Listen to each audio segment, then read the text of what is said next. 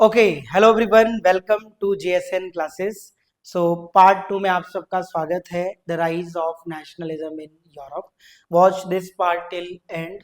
सो इस पार्ट का first topic है return of monarchy and rise of Napoleon. सबसे पहले हम ये समझेंगे कि किस प्रकार नेपोलियन ने अपने आप को पूरी तरीके से स्टैब्लिश किया डेमोक्रेसी को डिस्ट्रॉय करके, राइट। कुछ सिविल कोड वगैरह लॉन्च किया, मतलब पार्ट 1 में ही हमने डिस्कस किया था कि सिविल कोड क्या था, राइट। एक बार आप सबने वो अगेन रीड कर लेना है, रिवाइज कर लेना है कि सिविल कोड 1804 में क्या क्या मतलब चीजें की गई थी, राइट। अब हम आगे जाएंगे, मतलब सबसे पहले तो यही समझेंगे कि क्या मतलब है इसका। However, in the areas conquered, मतलब जो जो एरिया मतलब नेपोलियन ने कॉन्केयर्ड मतलब जीते, कॉन्केयर्ड का मतलब होता है जीतना। The reaction of the local populations to French rule were mixed. वहां के लोगों का मतलब जो भी वहां की लोकल आबादी थी, राइट, उन सब के मन में ना एक होप सी आ गई कि देखो नेपोलियन ही है जो मतलब भला कर सकता है हमारा। इस टाइप से मतलब काफी चीजें मिक्स्ड हो गई, राइट। फ्रेंच रूल या फिर लोकल पॉपुलेशंस, काफी कुछ मिक्स्ड अप दिखाई दिया, right.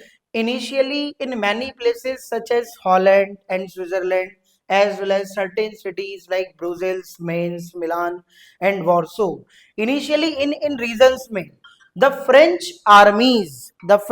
armies were welcomed as indicator of liberty. शुरुआत में तो मतलब इनका स्वागत हुआ, क्योंकि काफी लोगों को ऐसा लगा कि देखो यार, जो फ्रेंच की आर्मीज आ रही है, मतलब इनका ना स्वागत करना चाहिए।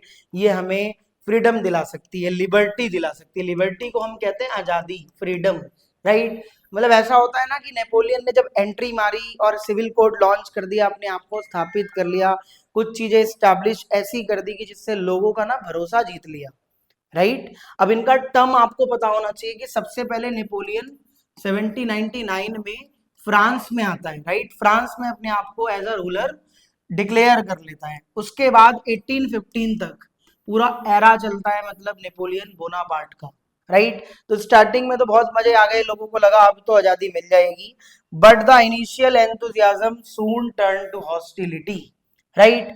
कुछ टाइम के बाद यही चीजें हॉस्टिलिटी में बदल जाती है, as it became clear that the new administrative arrangements did not go hand in hand with political freedom. बाद में पता चलता है कि यार इसका तो सिस्टम ही अलग है, एक नया एडमिनिस्ट्रेशन सिस्टम टाइप दिखाई दे रहा है, राइट। तो इसने क्या करा, टैक्सेशन वगैरह बढ़ा दिए, सेंसरशिप लॉन्च कर दी, forced conscription into the French armies required to conquer the rest of Europe, all seemed to outweigh the advantages of the administrative changes। मतलब अपने आप को पूरी तरीके से क्या कर लिया, स्टैब्लिश कर लिया ये चीजें लॉन्च करके, राइट। इस प्रकार नेपोलियन राइज हो गया, मतलब इसकी बढ़ोतरी हो गई पूरे यूरोप में, मतलब लाइक धीरे धीरे, राइट। अब देखो जब ये राइज होना स्टार्ट हुआ 1815 तक था, तो कुछ मतलब ऐसे मतलब पावरफुल एम्पायर्स थे जो इकट्ठा होके इसकी पिटाई लगा देंगे 1815 में, इसको हराने के लिए पूरी कोशिश करेंगे, राइट। वो भी हम समझेंगे, लेकिन आपको अच्छे से पता होना चाहिए, क्वेश्चंस आने के चांसेस रहते हैं। Napoleon code, civil code 1804, right, कैसे ये राइज हुआ, राइट, कैसे ये राइज हुआ। और इनिशियली तो काफी मजे आए कि यार अब तो लिबर्टी मिल जाएगी, अब तो फ्रीडम हमें मिल जाएगी, राइट। बट धीरे धीरे पता चला कि ये तो नया सिस्टम इस्टेब्लिश करना चाह रहा है, इसने तो सेंसरशिप वगैरह सब कुछ यहाँ पे लाइक इंक्रीज कर दिया है, टैक्सेशन वगैरह ये सारी चीजें, राइट।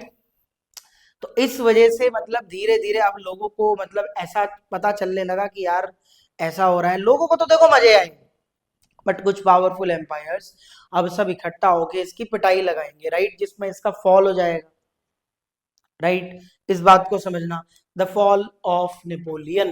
अब आपने समझना है फॉल ऑफ नेपोलियन। देखिए कैसे फॉल हुआ नेपोलियन का।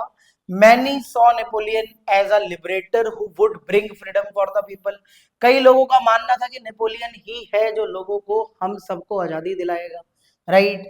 But soon the Napoleon army, मतलब जो इसकी आर्मीज थी, came to be viewed everywhere as an invading force, मतलब हर जगह पे ये हमला करते जा रहे हैं, हर जगह को कॉन्क्रियर्ड कर रहे हैं इस तरीके से।